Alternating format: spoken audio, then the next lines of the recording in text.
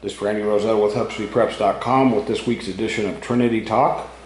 Talking to a couple of the Lions football players about a very, to me, inspiring game for them last Friday against Fort Worth All Saints, who I haven't looked at the TAPS rankings lately, but I know they're really good and are reigning state champion in Division II.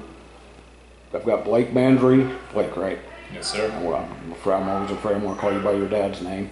And Braydon, Jowers. Yes, There's two of you. Yes, sir. Twins or? Twins, yes, sir. Okay, so one's a linebacker, one's a quarterback. Sir, my brother plays safety. Safety, okay. Safety and linebacker for you guys is pretty similar. So yeah, you guys make plays. That's easy. It's easy to remember.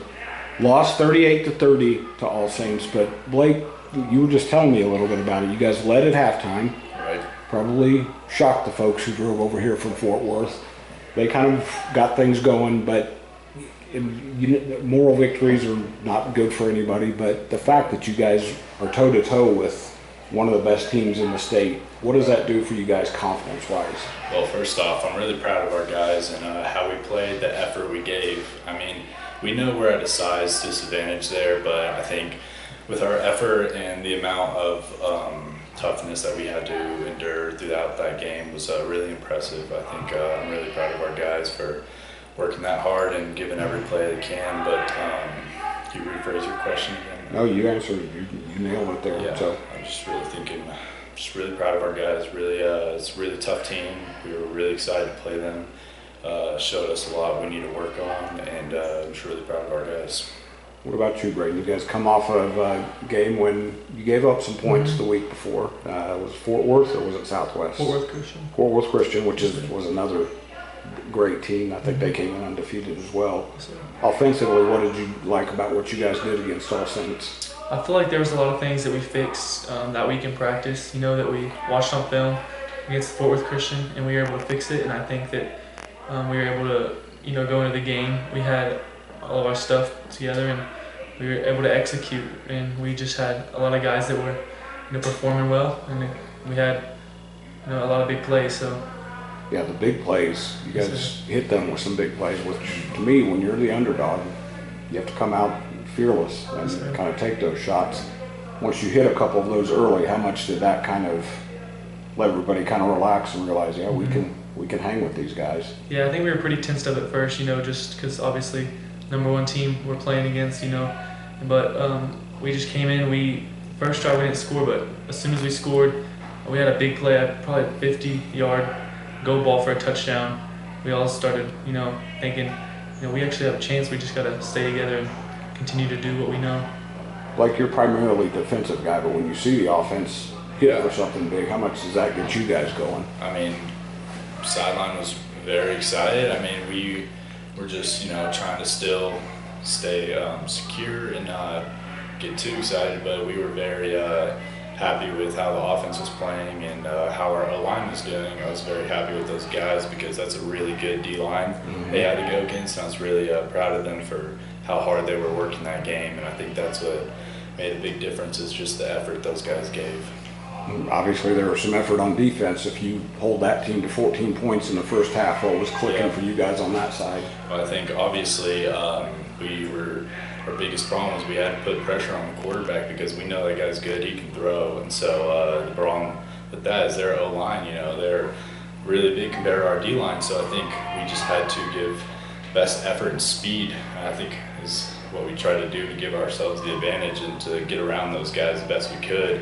And I think every play, all 11 guys were giving their 100% effort, and we were trying our hardest to shut down their run game. And then as long as the DBs could contain their wide receivers and other tight ends or other receivers, then I think we'd be all right as long as we all just do our job and not try to be Superman.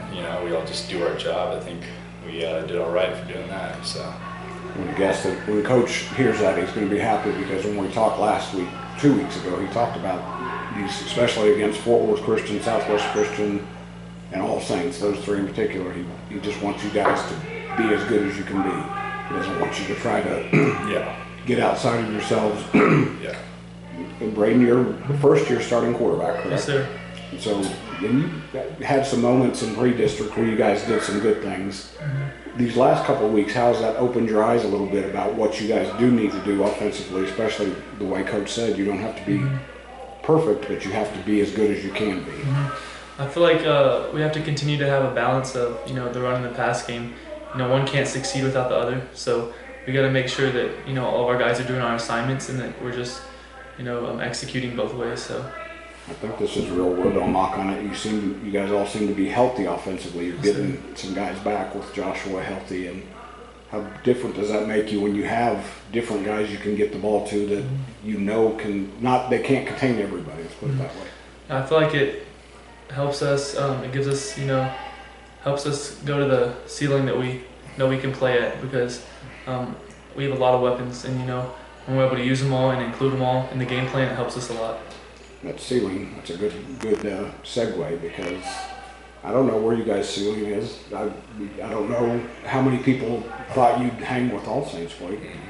Now you've got 3 games left, 3 district games left, so you still got a chance to do some things. You still got to play Southwest, you still got to play Midland Christian that are really good, and then this week obviously you've got to start with Grapevine Faith. Did that change your way of thinking for what you guys might be able to accomplish? I think it really doesn't matter what team we're playing. We got some pretty tough teams coming up, but I think we still play 100% effort between any team we play.